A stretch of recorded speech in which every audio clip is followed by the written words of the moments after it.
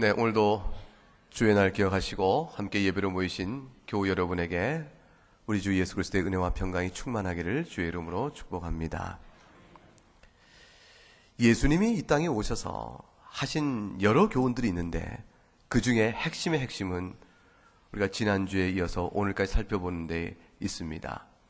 그것은 예수님이 이 땅에 왜 오셔야 하는가 하는 사실을 설명하는 중요한 근거가 됩니다. 어떻게 하나님 앞에서 정결한 자로 인정을 받고 영생의 구원을 받을 수 있을까? 이 질문의 답이 만일 어떤 교훈을 베푸시고 그 교훈대로 잘 순종했는가 하지 않았는가, 우리에게 있어서의 순종 여부로 판단한다면 주님께서 이 땅에 오실 이유는 없었습니다. 왜냐하면 단지 교훈만 말씀하시면 됩니다. 우리가 오늘 예배 중에 십계명을 읽었지 않습니까? 이 모세를 통해서 이미 십계명을 통하여 하나님이 말씀하시는 거룩한 백성의 삶의 규칙이 무엇인가를 주셨으니까 그 거룩한 삶의 규칙대로 순종한 자는 구원하시고 불순종한 자는 멸망케 하시면 그러면 되는 것이죠. 근데 주님이 왜 이 땅에 오셨을까요? 이미 삶의 규칙을 주셨는데도 불구하고 도대체 왜 이 땅에 오셨을까요? 왜 오셔서 하나님이 그분이 사람이 되셔서 왜 십자가의 모든 고난을 다 당하시고 죽으셔야 했을까요? 그 이유는 그 규칙을 우리에게 알려주시고 순종하라, 아무도 그 말씀을 따라서 구원받을 자가 없기 때문에 그렇습니다. 우리가 부패해 있는 겁니다. 지난주에 살폈던 마태복음 15장 16절 20절에 본문이 그것을 말하죠. 너희가 아직도 깨닫지 못하느냐, 미련하고 더디 믿는 자들아. 입으로 들어가는 것이 배로 들어갔다가 뒤로 버려질 알지 못하느냐. 너무 쉬운 얘기잖아요. 그런데 입에서 나오는 것들 마음에서 나온다. 근데 마음에서 나오는 것이, 이것이 사람을 깨끗하게 하는 것이 아니라 더럽힌다. 무엇이 나오는가? 마음에서 나오는 것들은 악한 생각이요, 살인이요, 간음이요, 음란이요, 도둑질이요, 거짓 증언과 비방이니 어찌 사람이 그런 것으로 인해서 깨끗해질 수 있겠는가? 씻지 않은 손으로 먹는 것은 사람을 더럽게 하지 못하느냐 말씀했습니다. 씻지 않은 손이라는 것이 사람의 노력과 애씀을 대표적으로 말하는 것이죠. 밥을 먹기 전에 손을 씻어야 거룩해진다, 이렇게 행동하는 여러 행동의 규칙들이, 그 수고와 애씀이, 그 교양과 노력이 우리를 깨끗하게 할 수 있겠는가? 결코 그럴 수 없다는 사실 때문에 우리에게 구원을 위해서는 주께서 이 땅에 오신 겁니다. 그러니 사랑하는 교우 여러분, 어떤 사람이 되어야, 어떤 사람이라야 하나님 앞에서 죄도 가림을 받고 허물도 없다 하는 선언을 받아 정결한 자로 인정받을 수가 있겠습니까? 이 질문에 대한 중요한 답변을 오늘 본문에 나온 가나안 여인의 한 일화를 통해서 우리 성경은 우리에게 또다시 교훈을 합니다. 유대 종교 지도자들에게, 유대인들에게 어떻게 하여야, 어떤 사람이 되어야 하나님 앞에서 죄와 허물의 가림을 받고 정결한 자로 인정을 받아 천국 영생을 누리겠는가 물어보면 그 답은 주저하지 않고 조금도 지체함이 없이 이렇게 나옵니다. 그거야 아브라함의 혈통에 따라 유대인이어야 하지요. 그게 그들의 답입니다. 적어도 유대인이 아니라면 우리에게 주신 모세의 계명을 지키는 자야 될 것입니다. 누구에게 모세의 계명이 주어졌습니까? 유대인 아닙니까? 아브라함의 혈통에 따라 언약을 받은 백성으로 우리라야 하나님 앞에서 정결해집니다. 우리에게는 하나님의 언약이 있고 율법이 있고 제사가 있으며 믿음의 조상이 있다, 이렇게 얘기하는 거죠. 그럼 이방인들은 어떻게 됩니까? 그들은 다 죄인입니다. 특별히 유대인을 둘러싼 가나안인들은 말할 것도 없는 죄인입니다. 죄인 중에 죄인입니다. 그 심령이 부패한 족속이죠. 여러분, 소돔과 고모라, 그건 상식으로 아는 일이죠. 그 소돔과 고모라가 하늘의 유황불로 심판받아 전부 불타 사라져 버립니다. 하나님이 마지막 날에 얼마나 죄를 미워하시고 죄악을 심판하시겠는가를 드러내는 중요한 사건이었습니다. 그 소돔과 고모라가 가나안 족속의 도시였습니다. 이 가나안 족속은 그 유래가 노아의 셋째 아들 함의 후손들이에요. 그 조상의 아비 함이 노아가 홍수 끝에 살아남아 하나님 은혜로 살아남았죠. 술을 먹고 너무 과하게 먹어 취해서 정신을 잃고 장막에 들어 옷을 하나도 입지 않은 채 벌거벗은 채 그냥 이렇게 잡니다. 그걸 함이 보고 아비의 수치를 가려 죽이는 고사하고 그걸 드러내 형제들에게 다 고했으니 그것이 죄가 되어집니다. 결국 그로 인하여 함의 후손 가나안의 족속은 저주를 받게 되어지죠. 그 저주의 내용이 죄 가운데 살아가는 모습으로 살게 되어진 겁니다. 하나님의 언약에서 제외가 되어진 것이죠. 그러므로 가나안 족속은 유대인이 보기에는 망할 자요, 멸망자요, 부패한 족속들입니다. 도무지 섞여 살 수 없는 자들인 거예요. 하나님이 저들과 모든 관계를 끊으라고 하셨어요. 도무지 섞여 살 수 없는 자요, 저들과 섞여 살면 반드시 타락한 종교를 배우게 될 것이요 도덕적 부패 가운데 있을 것이므로 너희도 결코 거룩한 자가 될 수 없다.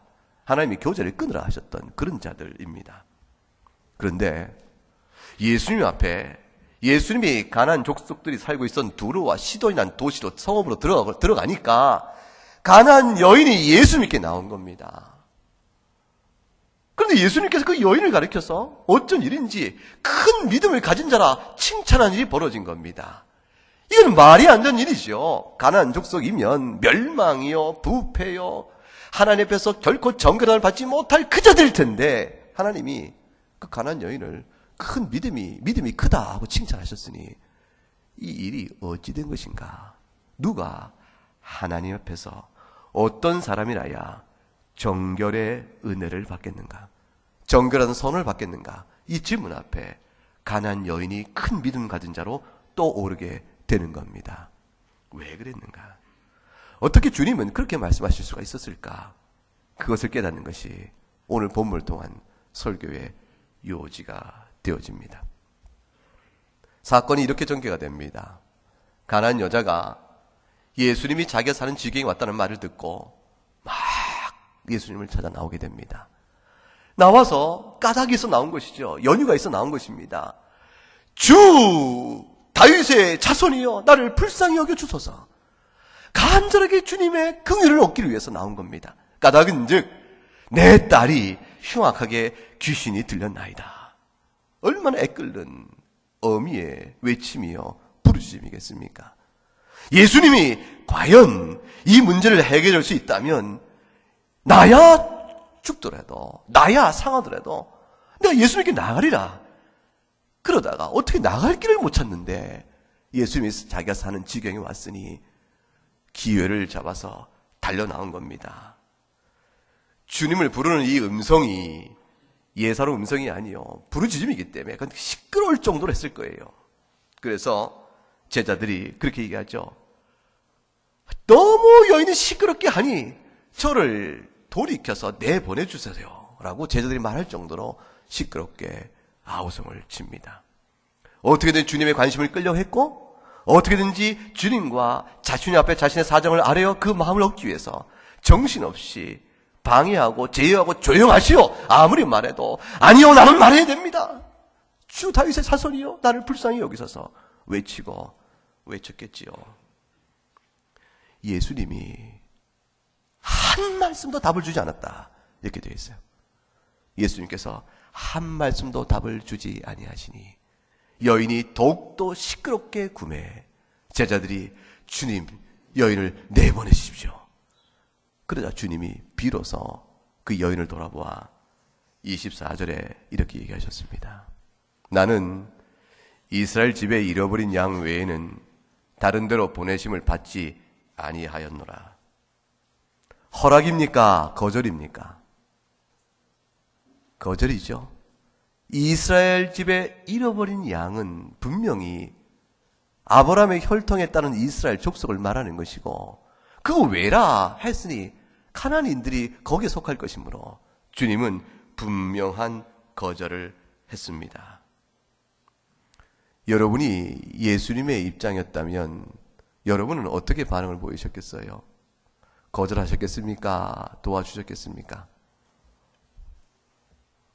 예수님을 따라가자니 거절해야 될 것 같고, 거절하자니 그건 또 아닌 것 같고, 그렇지 않아요?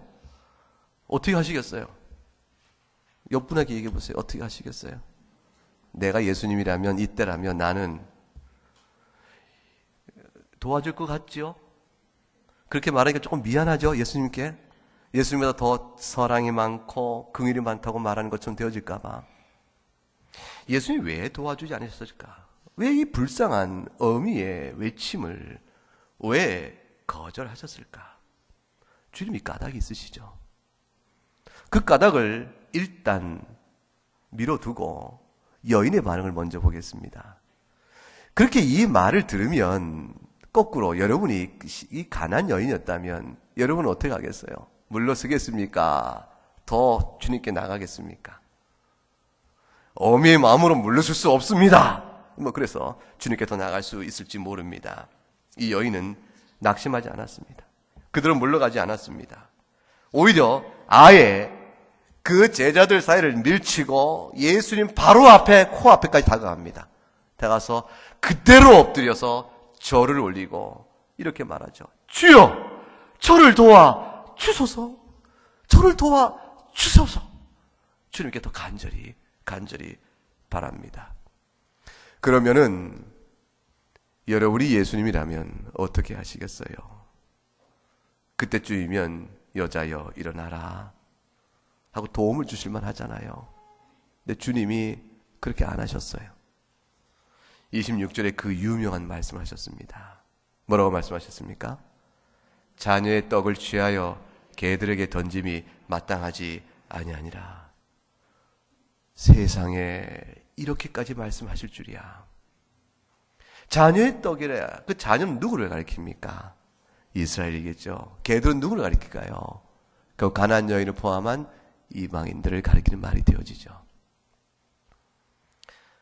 본래 가나안인들은 유대인들에게 개로 일컬을 받았습니다. 그것은 그들이 우리가 욕을 할 때 개를 사용하듯 욕설의 마음으로 그렇게 하기 위한 표현은 아니고, 그러나 결코 좋은 표현은 아닙니다. 이 뜻에 담겨있는 가장 핵심은 저들은 하나님께 예배할 영혼이 없는 자들이라, 그것입니다. 저들은 개와 같이 결국 하나님께 나와 예배할 수 없는 그런 영혼이 없는 자들이라. 그러니 살아있다 하나 사실 죽은 자라. 살아계신 하나님을 기억하고 창조주 하나님께 예배하며 그 앞에 나와 제사에 드릴 아무런 은총을 받지 못한 자들이 저들이 개가 아닌가, 이렇게 일컬음을 받았던 자들입니다. 주님이 거절하시면 아니다, 그리고 거절하시면 되지, 이렇게 말하니까, 이렇게까지 얘기하시니까 너무 심한 얘기 아닌가, 이런 생각이 들 수가 있죠. 여기서 개란 것은, 개도 여러 종류가 있는데 들개, 막 혼자 돌아다니고 자기 멋대로 돌아다니고 배고프면 아무거나 주워 먹고 또 쓰레기통도 뒤져 먹고 그런 개 종류가 있는데, 주님이 그런 식의 개와 같다라고 쓴 표현은 아니고, 이 말은 집에서 기르는 개의 의미예요. 그러니까 집에서 기르는 개는 주인과 사이가 어떻습니까? 가깝죠. 주인이 개를 돌봅니다. 주인의 돌봄을 받는 개를 가리킵니다. 그 주님의 돌봄을 받는 개는 사랑을 받고, 어떤 개는 심지어 안방도 들어오잖아요. 그 뭐라 그래요? 애완견이죠. 심지어는 침대도 같이 올라가 자고, 밥 먹을 때 그 밑에서 꼬리를 흔들고 쳐다보고 뭐 이렇게 하지 않습니까? 아무리 주인의 사랑을 받는 개라 할지라도 식사할 때 자녀들보다 먼저 먹거나 주인보다 먼저 먹도록은 안 합니다. 주인이 먼저 먹고 자녀가 먹고 난 뒤에 이어서 비로소 개들이 먹게 되어지죠. 그 뜻에 따라, 그 의미에 따라, 그 원리에 따라 주님은 지금 이 여인에게 말해주고 있는 것이라 이렇게 해석할 수가 있습니다. 그 말의 뜻은 이것이죠.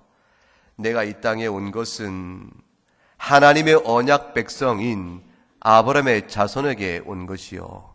그 뒤에라야 이방인에게도 복의 빛이 비춰지느니라. 그러므로 아직은 이방인에게 그 복음의 빛이 비추질 때가 되지 않았다. 말하자면 뭡니까? 물도 먹는 뭐가 있습니까? 순서가 있다. 그런 뜻 정도로 이렇게 설명이 될 수 있습니다. 그러나 가나안 족속이 하나님의 언약에 속한 이스라엘이 아니라는 말씀을 하시며 거절을 하신 것인데, 그러나 그 거절하실 때 그 말씀이 어떻게 그 개를 집에서 기르는 개요, 때로는 애완견이라 이렇게 한다 할지라도 개는 뭐죠? 개인 겁니다. 그러니 이 거절의 말씀이 듣는 이에 따라서 즐길 말씀이 아니요, 거북한 말씀이요, 힘든 말씀이요, 괴로운 말씀이요, 감정이 일어나는 말씀일 수가 있죠. 주님이 그럼에도 불구하고 그 말을 하신 까닭이 도대체 무엇일까? 아니, 주님이 거절하시면 거절하시지, 그걸 굳이 주인의 상에 떨어지는 개들이다 이렇게까지 말씀할 필요가 있겠는가? 여기에는 주님의 뜻이 있었습니다. 믿음의 시험이 있는 겁니다. 주님이 그 여인이 무엇을 바라보며 무엇 때문에 어떻게 하여 주님께 나와 있는지를 주께서 드러내시길 위한 것이었습니다. 주님이 모르시기 때문이 아니고 이러한 대화와 질문을 통해 그 여인 심중에 예수를 향한 이유, 예수께 이방 여인을 불구하고 유대인들이 개라, 하나님을 모르는 영혼이 없는 자라, 그런 자요, 부패한 자요, 정결치 못한 자요, 더러운 자들 취급받았던 저 여인에게서 예수께 나왔던 그 이유가 도대체 무엇일까? 그 여인의 심중에 있는 그 이유를 주님이 드러내시기 위해서 말씀하신 것입니다. 일종의 시험이죠. 그 여인은 격분하지 않았습니다. 여러분 그 말을 들으면 여러분은 편하겠습니까? 우리가 뭐 작은 일도 얼마나 성을 잘 내고 마음에 요동이 있어요. 어제 마트에 갔어요. 저녁 때쯤에 면도날을 사러. 근데 험한 일을 당할 뻔했습니다. 제가 잘 절제했죠. 자랑 같은 얘기인데 들어보세요. 자랑도 아니고 아무것도 아닌데 제가 이제 그냥 마트를 가면서 그냥 가지 않고 이제 운동을 한번 해야겠다 싶어서 단단히 무장을 했습니다. 껴입고 모자를 쓰고 이렇게 모자 쓰고 귀마개 하고 뒤집어 쓰고 마스크를 딱 하고 나서 안경을 딱 벗으니까 안경 벗어야 돼요. 김이 서려서 앞이 하나 안 보이니까. 그러고 나서 이렇게 내가 모습을 보니까 눈만 이렇게 나오고 완전히 신문에 나오는 어떤 사람들 같은 거예요. 야, 이게 참 이렇구나. 이거 교인 만나면 교인이 만나도 몰라보겠지 뭐 이러고. 그리고 갔는데 제가 이거 벗으면 여러분이 안 보입니다. 눈에 뵈지를 않습니다. 그래서 제가 용감해져요. 그러니까 운동을 겨우 길을 더듬어서 잘하고 마트에 갔는데 물건이 잘 안 보여요. 대충 짐작을 해서 면도날 코너 가서 염도겠구나 싶어서 옆에 이제 판매를 도와주는 분이 있어서 이것저것 물었는데 대답이 전에 같지 않은 거예요. 전에 제가 물어보면 친절하게 제일 잘해줬는데 몰골이 그런지 이렇게 훑어보더니 뭐 대충 말하고 뭐 상관을 안 하려고 그래요. 겨우 찾았습니다. 거기까지 좋았어요. 문제 없었습니다. 계산을 잘 치르고 나오니까 더듬고 이제 이렇게 나오는데 갑자기 뭐가 이만한 뭐가 둥 치는 거예요. 이렇게 자빠질 뻔했죠. 그래서 보니까 머리 하나가 저보다 크고 두께가 한 1.5배쯤 되는 분이 애를 카트에 싣고 뒷걸음치다가 저를 확 민 거죠. 근데 그러면 얼른 저는 어떻게 했냐면 충돌했으니까 죄송합니다 하고 사과를 하려고 고개를 이렇게 했는데 그 사람은 어쩐 일인지 저를 위아래 훑어보더니 그냥 가는 거예요. 그 화가 나겠어요? 안 나겠어요? 짜증이 나니까 이 사람은 도대체 뭐 예의도 없이 이런가 싶어서 뭐라고 하려고 하는데 그 순간에 계산이 짝 됐는데 건들면 안 되겠더라고요. 키는 머리 하나 크지. 조준호 장로님 스타일이에요, 완전히. 그러니까 어떻게 해요? 그래서 제가 얼른 혼자 불평을 구렁구렁 하면서 왔어요. 사람이 예의도 없고 말이 그랬으면 인사를 해야지. 마음에 고만한 접촉 하나에 심란해지고 속이 상하더라고요. 모욕감이라는 것은 작은 충돌인데 일종의 모욕감을 느낀 거죠. 인격적 모욕이죠. 뭐야, 나를 어떻게 본 거야? 뭐 왜 사과도 없어? 나는 인사도 했는데 억울한 생각이 자꾸 드는 겁니다. 이 여인이 외쳐도 대답 한마디 없다가 이스라엘에 잃어버린 양에게 왔다고 말하고 그래도 엎드려 졸였는데 개로 다루어 가시니 그 마음에 도와주지 않을 말 것이지 싶어서 이내 역정이 날만 하잖아요. 근데 이 가난 여인의 심령에 도대체 뭐가 있었는지, 하나님 은혜가 어떻게 있었는지 이 여인이 대답을 27절처럼 하는 거예요. 어떻게 대답했습니까? 읽어볼까요? 여자가 이르되 주여 올소이다마는 개들도 제 주인의 상에서 떨어지는 부스러기를 먹나이다. 이 여인의 마음과 이 태도를 도대체 어떻게 이해하죠? 어떻게 그럴 수 있을까? 성경에 기록되어 있으니까 자연스러워 보이지만 상당히 어려운 일이에요. 생각을 해보세요. 어떻게 이방 여인이, 가난 여인이 예수에 대하여 그렇게 얘기할 수 있을까? 올소이다, 자신을 개로 인정한 거야. 당신은 주인이요, 이스라엘 백성이 주인의 자녀요, 그 가운데 떨어지는 부스러기도 먹나이다. 여인의 행동을 모성애로만 설명할 길이 없습니다. 그건 충분한 설명이 못 됩니다. 어떻게든지 주님께 매달려서 그래서 내 딸이 나오면 되지, 나야 무시당하건 어찌되건 죽도록 괜찮아, 주여 흉악 귀신 들린 내 딸을 고쳐주세요, 그러기만 한다면 좀 괜찮습니다, 이런 모성애에서 말할 수도 있죠. 말할 수 있죠. 그런데 주님이 이 여인을 칭찬하세요. 칭찬하는데 뭐라고 칭찬하셨냐면 이렇게 칭찬하신 게 아니에요. 네가 그렇게 모멸과 멸시와 냉대도 불구하고 네 딸을 위하여 그토록 그걸 감수하니 네 안에 딸을 사랑하는 어미의 심령이 참으로 귀하고 아름답구나. 이만한 모성애를 내가 본 적이 없다. 그리함으로 고쳐주신 것이 아니에요. 주님 뭐라고 하셨냐면 네 믿음이 실로 크도다 했습니다. 주님은 모성애보다 그 모성애가 바탕이 되어서 예수님께 나왔던 예수님을 향한 신앙의 이유를 바라보신 겁니다. 네가 나를 누구라 하느냐? 네가 어찌하여 나를 찾아왔느냐? 그 모성애를 바탕으로 누구에게도 갈 수 있을 터인데 어찌하여 이방에 있는 네가 나에게 나왔는고? 그걸 드러내시기를 원하셨어요. 그걸 알기를 원하시고 주위에 있는 모든 자들에게 말하기를 원하셨습니다. 그 여인이 칭찬받은 믿음이 도대체 무엇일까요? 그 여인이 어떤 마음으로 주님께 나왔을까? 그것은 그 여인이 예수를 향하여 외쳤던 첫 두 마디 속에 있습니다. 주여, 다윗의 자손이여, 나를 불쌍히 여기소서. 예수를 향하여 외쳤던 주님에 대한 고백이요, 다윗의 자손이라는 그 표현 속에 예수님께 향해 나온 그 여인의 믿음의 내용이 담겨져 있습니다. 다윗의 자손이라는 외침은 예사로운 것이 아니에요. 더군다나 가나안 여인이 다윗의 자손을 외쳤던 것은 보통의 일이 아닙니다. 다윗의 자손은 구약 성경 안에 하나님이 보내실 약속된 메시아를 가리키는 말이기 때문에 그래요. 그 메시아를 가리키는 말을 이 여인이 들은 겁니다. 자기 나라에서, 자기 전통 안에서 할 수 있는 모든 수단을 다하여 흉악한 귀신 들린 자기 딸을 고치려 애를 썼지만 백방으로 그렇게 소용이 없었던 그녀가 유대인의 메시아, 그 약속된 메시아가 오면 그러면 나에게도 소망이 있겠다. 유대인의 메시아지 가나안인의 메시아가 아니거늘 어찌 이 여인이 그 메시아 다윗의 자손에게 소망을 걸 수 있었을까? 이건 또 놀라운 일입니다. 이 여인이 다윗의 자손이 오시게 되면 이루어질 일에 대한 성경의 말씀을 듣고 믿었기 때문입니다. 그것이 무엇일까요? 이사야서 9장 6절과 7절을 보면 한 아기가 우리에게 낳고 한 아들 우리에게 주신 바 되었는데 누굴 가리킵니까? 예수님이시죠. 그의 어깨에 예수님이 하시는 뭐세요? 예수님은 어깨에 정사를 메었다. 정치적 권세를 가지신 거예요.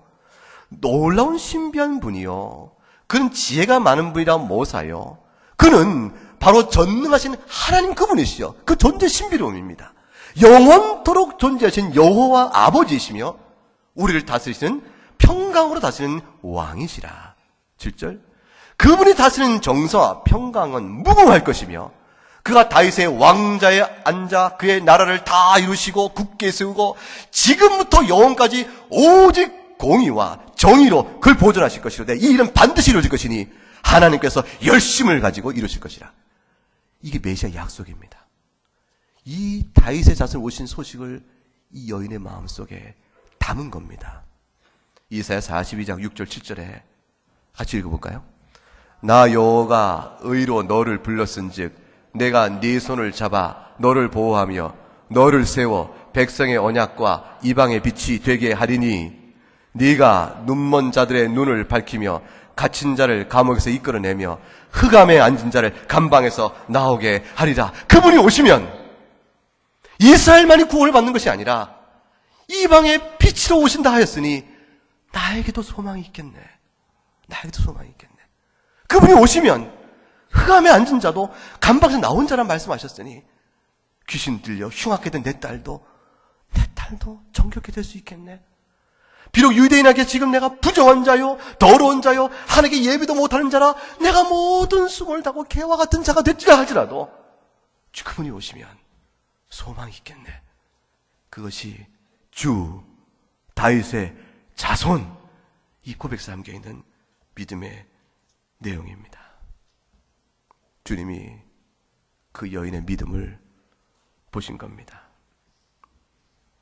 메시아가 오시면 그 메시아로 인하여 하나님 앞에서 정결하다 하는 은혜를 입게 됩니다. 그것이 바로 아브라함 언약에 따라 참된 아브라함의 후손이 되어지는 비밀입니다.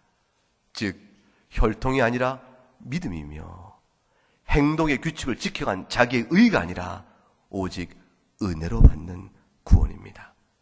그래서 갈라디아서 3장 6절과 9절 말씀에 같이 읽어보십시다.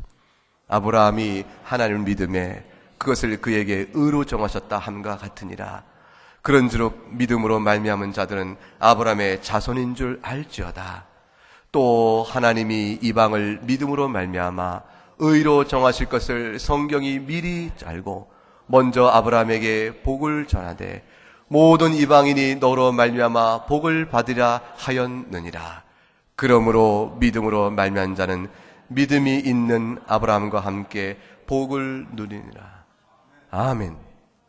아브라함은 믿음의 조상이요. 누가 아브라함의 후손인가? 이 질문 앞에 혈통이 아니고 자기 의의 근거를 가진 자가 아니요. 심령이 부패하여 스스로 도무지 어떻게 할 줄이 없는 더러운 자여 정결할 수 없는 자가 메시아 다윗의 자손 그분으로 인한 대리 속죄의 은총 그것을 믿는 자가 아브라함의 후손이라. 이 말씀을 그 여인이 다윗의 자손 주여라는 고백 속에서 아는 자로 되어진 것입니다. 이스라엘이 잃어버린 양은 그렇게 보게 되면 특별한 의미를 갖죠. 크게 보면 이스라엘이 잃어버린 양은 아브라함의 혈통적 후손인 이스라엘 그 유대인들입니다. 그러나 누가 진정한 잃어버린 양이며 누가 진정한 참 이스라엘이며 누가 진정한 영적 이스라엘이며 누가 진정한 아브라함의 후손인가 물어보면 이스라엘 잃어버린 양의 엄격한 의미는 바로 믿음으로 예수 앞에 나오는 자니 그 가운데는 주 앞에 엎드려 있는 가난 여인도 포함이 되어 있는 겁니다. 그 가난 여인도 이스라엘 잃어버린 양에게 포함이 되어 있는 거죠. 우리도 그 이스라엘 잃어버린 양 안에 포함이 되어 있는 겁니다. 주님이 이 믿음을 드러내시기 위해서 그 여인에게 시험의 문답을 한 것이요. 그래도 불구하고 그 여인이 끝까지 주 앞에서 매달림으로 인해서 그 고백을 붙들고 나감으로 인해서 예수님 앞에서 여인의 믿음이 크도다 칭찬을 받으니 완악하여 마음이 굳어 예수의 교훈을 듣고도 자신이 주인인 줄 알지 못한 채 주의 교훈을 깨닫지 못했던 그 아브라함의 후손에 자처한 유대인과 비교하여 이 여인의 믿음이 얼마나 참되고 진실한 것인가를 증거하신 것입니다. 예수님 당시에 이방인 가운데 구원받은 자는 이 가나안 여인 한 분이 아닙니다. 마태복음 8장에 로마 군대 백부장이었던 자가, 백부장이니까 중대장쯤 되겠죠. 식민지 지배하면서 중대장이니까 권세가 있고 자기 다스린 영역 안에선 힘 있는 자겠죠. 자기 하인이 병든 것을 고치고자 주님께 나와 도와달라고 말하면서 집에 감히 오시는 것조차 감당할 수 없사오니 그저 명령만 하시면 말씀하면 낫지 않겠습니까? 이렇게 말함으로 해서 주님께 크게 칭찬받은 이가 있습니다. 그도 이방인이었어요. 이스라엘 중에 이만한 믿음을 만나보지 못하였느니라 말씀하시고 이렇게 얘기하셨죠. 11절과 12절에 읽어볼까요? 너희에게 이르노니 동서로부터 많은 사람이 이르러 아브라함과 이삭과 야곱과 함께 천국에 앉으려니와 그 나라의 본자서들은 바깥 어두운 데 쫓겨나 거기서 울며 이를 갈게 되리라. 혈통이 아니라 믿음으로 아브라함의 자손이 되는 길을 열어주시기 위해서 주 예수께서 오신 겁니다. 밥을 먹기 전에 손을 씻어야 거룩하고 정결한가? 그런 것으로 되는 것이 아니라 그것은 실로 마음을 정결케 하며 마음의 할례를 받고 스스로 감당할 수 없는 이 부패 문제를, 무능력의 문제를 예수 앞에 회개하며 나오도록 이끄시기 위한 가르침이었던 것에 불과한 것이죠. 그러므로 다윗의 자손 주인을 바라보는 이의 행복은 오직 허물과 죄를 용서받는 데 있습니다. 시편 32편 1절과 2절에 허물이 있다 할지라도 사함을 받고 죄가 있다 할지라도 가려진 자가 얼마나 복이 있는가. 그 마음에 간사함이 없고 오직 하나님만을 믿고 예수 그리스도의 십자가에서 나의 죄를 속하신 은혜를 믿고 그로 인하여 정죄당하지 않는 자의 복보다 기쁜 것이 있겠는가. 사도 바울이 시편 32편을 그대로 인용해서 로마서에서 믿음으로 의롭게 되는 자의 행복을 표현합니다. 이제 한 말씀 읽고 말씀을 마칠까 합니다. 에베소 2장 3절과 7절 말씀 신앙 고백으로 같이 한번 읽어봅니다. 전에는 우리도 다 그 가운데서 우리 육체의 욕심을 따라 지내며 육체와 마음에 원하는 것을 하여 다른 이들과 같이 본질상 진노의 자녀이었더니 긍휼이 풍성하신 하나님이 우리를 사랑하신 그 큰 사랑을 인하여 허물로 죽은 우리를 그리스도와 함께 살리셨고 너희는 은혜로 구원을 받은 것이라. 또 함께 일으키사 그리스도 예수 안에서 함께 하늘에 앉히시니 이는 그리스도 예수 안에서 우리에게 자비하심으로써 그 은혜의 지극히 풍성함을 오는 여러 세대에 나타내려 하심이니라. 아멘. 은혜 외에는 우리를 정결케 할 다른 방법이 없습니다. 이 말씀을 주님이 내가 의인을 불러왔다 하면 얼마나 어렵겠어요. 주님의 의인은 내 앞에 나와 천국을 받으라. 그러면 우리 가운데 내가 천국을 받기에 합당하나이다 한 걸음 있는 데서 나올 사람이 누가 있겠습니까? 다 부패하고 정결치 못한 자인데 내가 의인을 부르는 것이 아니라 죄인을 부르왔다. 건강한 자에게야 내가 쓸모가 있겠느냐. 병든 자에게 의원이 필요하듯 너희에게 절망과 눈물과 영적 무능력의 아픔이 있고 환난과 고통과 슬픔이 있다면 내가 너희에게는 답이니라. 그리 말씀하신 겁니다. 사랑하는 여러분, 우리가 가난한 여인 아닙니까? 우리가 부정한 자들이 아닙니까? 우리의 자식이 흉악한 귀신 들린 자처럼 우리 자식 또한 낳을 때 그렇게 곱고 솜털 하나같이 다 이쁘고 정결한 아이가 역시 심령에는 부패한 마음을 갖고 있지 않습니까? 이 기가 막힌 현실 앞에서 예수 외에 답이 없음을 마음에 잘 깨닫고 그 은혜의 믿음을 굳건시켜 주 앞에서 믿음의 삶을 잘 감당하시는 여러분 되시기를 주의 이름으로 축복합니다. 함께 우리 찬송하겠습니다. 91장입니다.